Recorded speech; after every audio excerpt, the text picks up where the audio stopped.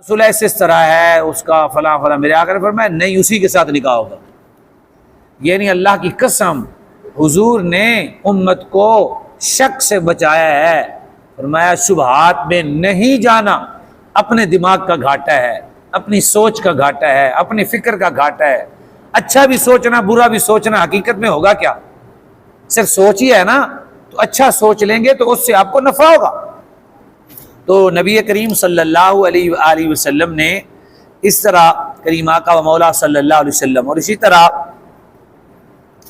شام کا نبی کریم صلی اللہ علیہ وآلہ وسلم نے پہلا سفر جب فرمایا، میں نے بتایا 12 سال کی تقریباً عمر، 11 سے 12 تھی، جب نبی کریم صلی اللہ علیہ وسلم نے دوسرا سفر فرمایا، وہ بھی آپ کو میں نے عرض کیا کہ وہ اس وقت کتنی عمر تھی، 25 سال کے اندر تھی، اسی سال آپ کی شادی بھی ہوئی نبی کریم صلی اللہ علیہ وسلم کی پہلی شادی، میرے مقدس رسول ہم سب کے آقا حضور کی 25 سال عمر اور بیوی کی 40 سال۔ لیکن ملحدین آج بھی اعتراض کرتے ہیں کہ حضرت سید عائشہ صدیقہ کی عمر تھوڑی تھی اور حضور صلی اللہ علیہ وسلم کی عمر زیادہ تھی۔ استغفر اللہ، جو بھی بولتے ہیں، ہمارے آقا نے سید عائشہ صدیقہ سے ہم شان کی طرف جاتے ہیں۔ کس کی طرف؟ شان کی طرف۔ اگر ایسے ہوتا تو حضور ان سے شادی نہ کرتے پھر سیدہ خدیجہ الکبریٰ سے۔ ابھی تو وہی شروع نہیں ہوئی، جب اللہ کے حفاظت میں آ گئے تب وہ نکاح ہوا نا۔ پہلے بھی ازل میں نبی تھے لیکن اعلان نبوت کی اجازت اس وقت ہوئی نا۔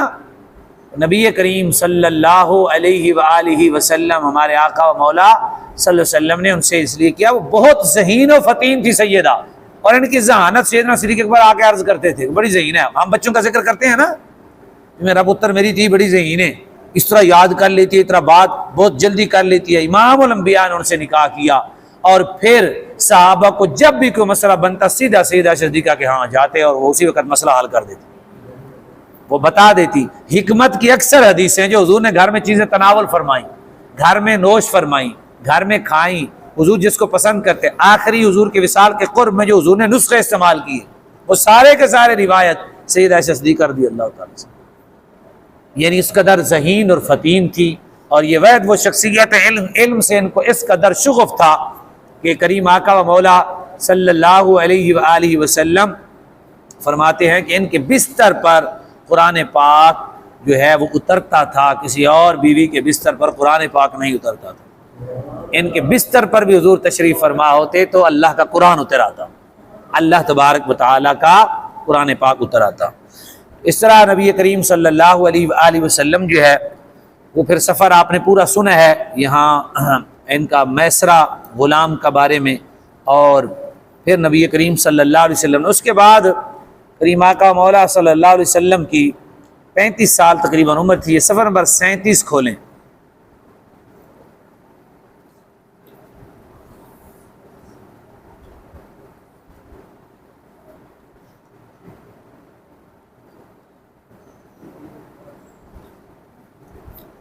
جی، کعبہ کی تعمیر، کیونکہ تعمیر کعبہ جب ہوئی نبی کریم صلی اللہ علیہ وسلم کے ظہری وقت میں، اس وقت حضور کی کتنی عمر تھی؟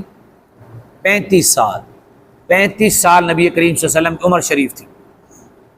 کعبے کی تعمیر کئی دفعہ ہوئی ہے، آج تاریخی پس منظر ذرا سن لیں۔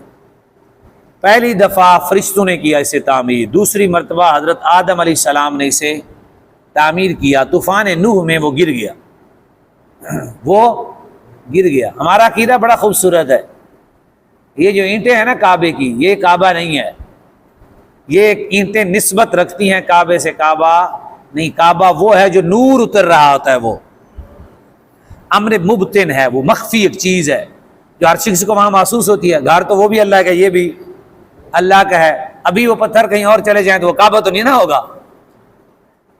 اس تعمیر کی وجہ سے میں آپ کی بارگاہ میں عرض کر رہا ہوں کہ کہیں آپ پر اعتراض نہ کریں، یہ امر مبتن ہے، کعبہ ایک امر مخفی ہے۔ وہ جو انوار اترتے ہیں وہ یہ اس سے نسبت رکھتا ہے، اس لیے اس کی تعظیم ہے، ورنہ کعبے کے اوپر غلاف بھی تو چڑھتا ہے، پھر تو وہ بھی تو کعبہ نہیں ہے۔ سجدہ کو ہم کعبے کی اینٹوں کو کرتے، اگر کعبے کی یہ اینٹیں کعبہ ہوتی تو اللہ کے ہاں، یاد رکھنا، اگر یہ اینٹیں ہیں نا اینٹیں، تو پھر تو مخلوق میں افضل رسول اللہ ہے، پھر تو منہ ادھر کر کے ہم سجدہ کرتے۔ جتنی چیزیں اللہ نے پیدا کی بھلے وہ کعبے کی اینٹیں ہیں، یا کسی جگہ پہ کچھ لگا ہوا ہے، وہ عرش میں کچھ لگا ہوا ہے، وہ سب سے افضل کون ہے؟ اس میں اختلاف بھی کسی کا نہیں ہے، رسول اللہ صلی اللہ علیہ وسلم۔ لہذا وہ ہمارے مبطن ہے، حقیقت میں کعبہ کچھ اور ہے۔ جیسے ہمارے پاس قرآن پاک ہے، حقیقت میں قرآن نہیں ہے، یہ تو نقوش ہیں۔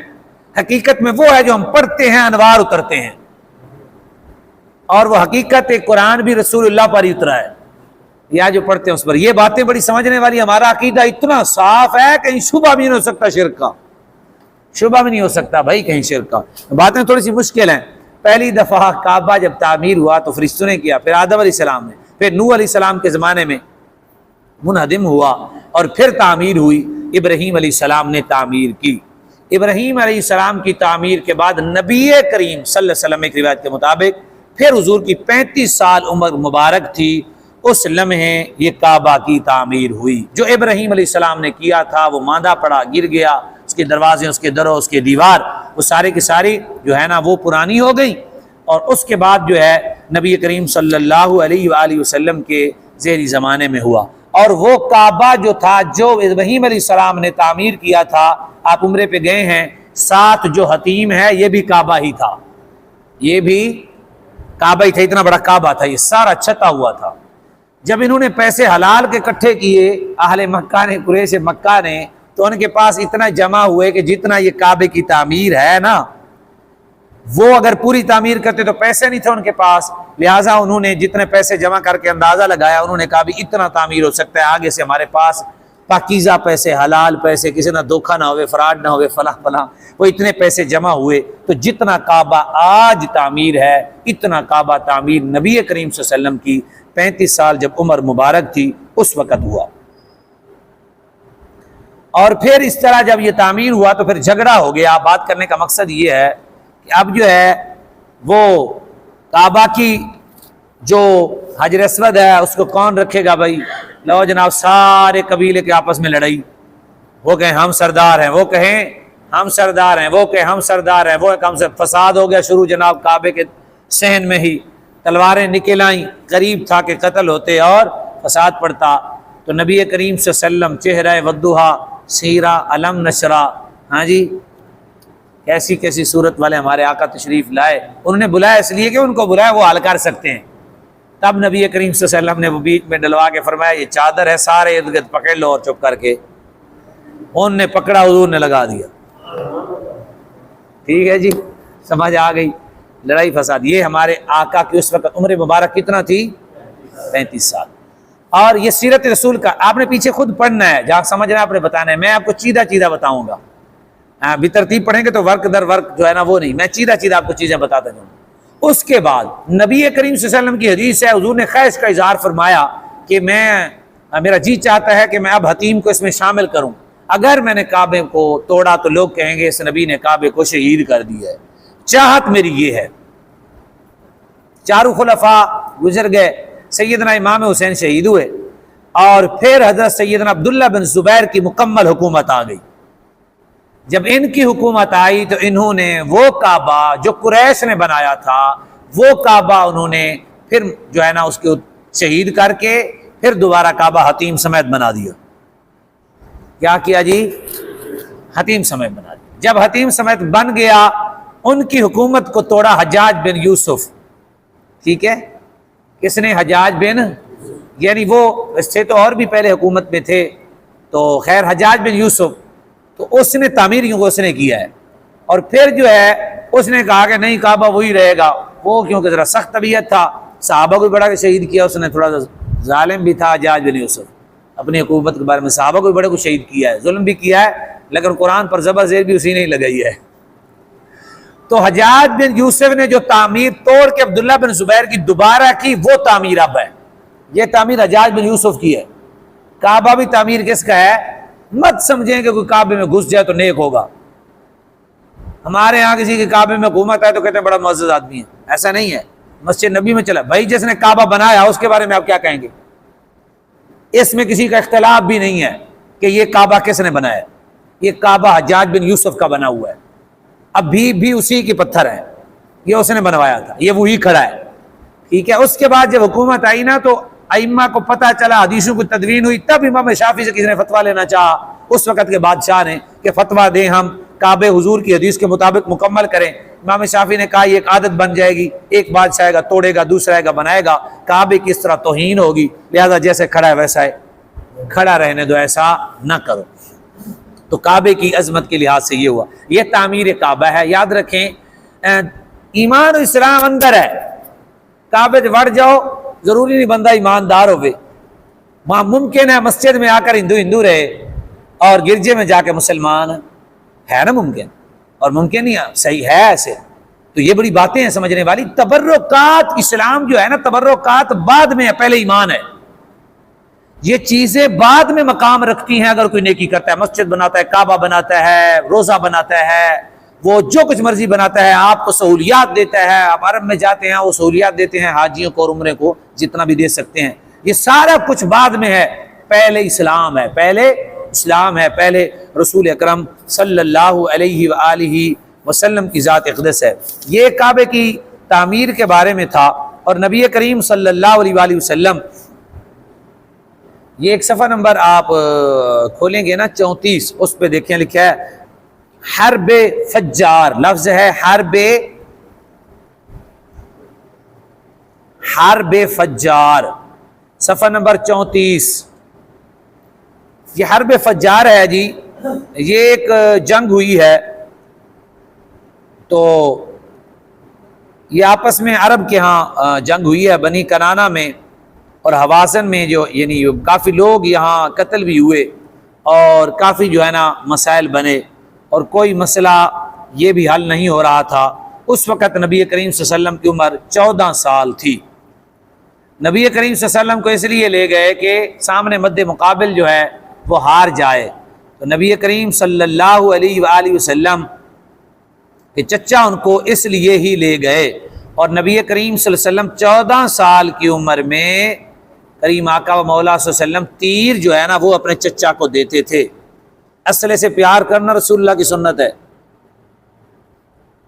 یہ بڑی عظیم بات ہے، یہ دہشت گردی نہیں ہے۔ نبی علیہ السلام کو بچپن سے جو ہے نا حضور کو اسلحے سے بڑا پیار تھا، ٹھیک ہے۔ اور مسلمان کا زیور کیا ہے؟